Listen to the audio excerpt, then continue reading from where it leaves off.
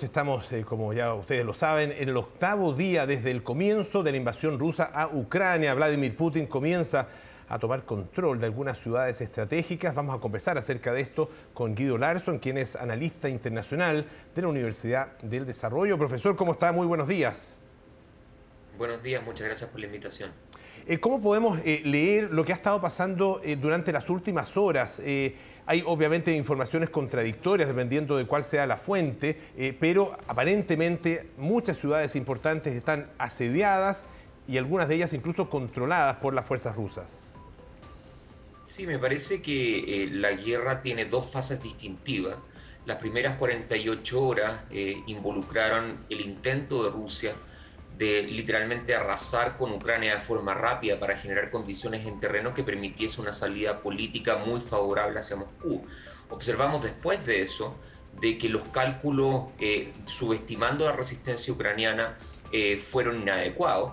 Ucrania resistió, liderado por su presidente Zelensky, y eso deriva entonces en una segunda fase, uno podría decir, que se extiende entre el fin de semana y el día de hoy, y en la cual observamos un incremento en la magnitud del uso de la fuerza, un aumento en la cantidad de tropas participando en Ucrania mismo, tropas rusas obviamente participando en Ucrania mismo, y por ende un intento más maximalista de control territorial. Rusia sabe obviamente de que el control de centros estratégicos urbanos, la capital evidentemente, pero otras ciudades también, generan condiciones en terreno que mantienen el control de la situación a su favor. Esto en un escenario en donde el control rápido de la situación es favorable para Rusia, porque lo que quieren evitar es que las sanciones económicas desde Occidente y también el apoyo militar indirecto desde Occidente comiencen a surtir efecto. Cuando eso ocurra, y si es que eso ocurre, pasaríamos a una tercera fase del conflicto, cosa que todavía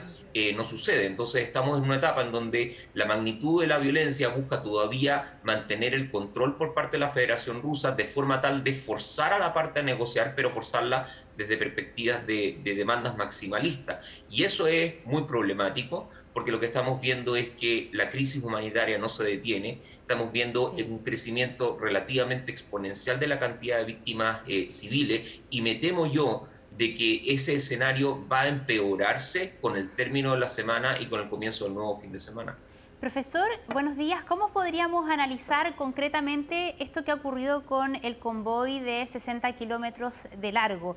La información de la inteligencia del Reino Unido dice que eventualmente los rusos se están quedando sin combustible y sin alimentos. Por otro lado, uno piensa cómo un ejército con el poder del que tiene el ruso no previó algo así. ¿Qué podría estar ocurriendo con ese convoy que sabemos se dirige hacia Kiev, que es la ciudad icónica, la capital de Ucrania, y todos sabemos que si se toman ya directamente las fuerzas rusas la capital, esto cambia de sentido? Yo creo que habría que decir varias cosas. Primero, me parece que hay que mirar con mucha sospecha o al menos suspicacia Sí. información proveniente de unidades de inteligencia, sean estas occidentales o sean estas rusas. La historia indica de que cuando se inicia una guerra, automáticamente los actores comienzan a falsear información a su favor. Entonces, si bien es cierto desde un punto de vista normativo y desde un punto de vista jurídico, el caso está a favor de Ucrania, eso no quiere decir que los aliados de Ucrania no tengan incentivo para modelar las cifras y para modelar lo que está ocurriendo en terreno. Entonces, hay algo de suspicacia ahí. Por otro lado, es cierto, hay mucha información relativa a que la cadena de suministro y la cadena logística de Rusia ha sufrido problemas. Y creo que esto tiene que ver con el hecho de que los objetivos militares han tendido a cambiar con el tiempo. Como yo decía al inicio, una fase, las primeras 48 horas, fueron claramente de tomarse Ucrania y modificar el régimen político ucraniano con mucha rapidez, pero eso ya cambió, y cuando cambió, evidentemente es necesario hacer ajustes de orden militar, para lo cual quizás la Federación Rusa no estaba preparado. Pero eso no quiere decir de que la dinámica de la guerra no signifique también un proceso retroalimentativo, un proceso donde las fuerzas van aprendiendo, van ajustándose, y eso indica de que muy posiblemente ese tipo de problemas que ha experimentado las Fuerzas Armadas rusas van a resolverse con el paso de las horas. Pero es completamente cierto, hoy día pareciera ser que está más lento el avance, de que hay problemas de suministro, que hay problemas logísticos, que la cadena que finalmente suministra a las fuerzas ha encontrado problemas. Pero me parece a mí que hay que tomar una perspectiva más amplia en términos de no engañarse. Rusia sigue teniendo la ventaja de carácter militar, tiene la supremacía en el aire, va a aprender de estos errores y ese creo yo que es el gran problema, de que lo que estamos viendo hoy es posiblemente un preludio de lo que se va a venir en las próximas horas. A propósito de lo que viene en las próximas horas, se espera una nueva ronda de conversaciones, no sé si es posible llamarlas negociaciones a estas alturas. ¿Qué expectativa realista se puede tener con respecto a esto y en qué medida esta ronda es distinta a la que se realizó a principios de la semana? Bueno, la primera ronda yo era pesimista de sus resultados amplios, era relativamente optimista desde el punto de vista humanitario, cosa que finalmente no terminó ocurriendo. Creo que son importantes los pasos para incrementar la confianza. En general, toda guerra permite ese tipo de escenario. Nos reunimos en las partes, no porque vayamos finalmente a resolver del todo el conflicto, sino para dar pasos incrementales para soluciones de más largo alcance.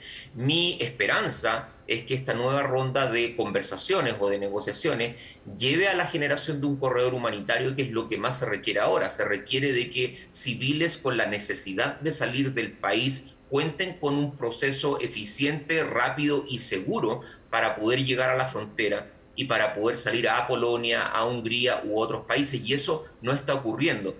Posiblemente, si es que la Federación Rusa quiere intentar comenzar a mejorar una debacle pública que ha experimentado en las últimas horas, haría bien en finalmente ceder en ese punto. Pero claro, acá también, lamentablemente, la sociedad civil también juega como una suerte de ficha de cambio en términos de la negociación puramente política. Entonces soy pesimista desde el punto de vista de que esto vaya a resolver el conflicto o que vaya a suponer un primer paso para una salida pacífica, pero quiero ser esperanzado en que al menos vaya a haber una solución para la crisis humanitaria que está experimentando la sociedad civil ucraniana.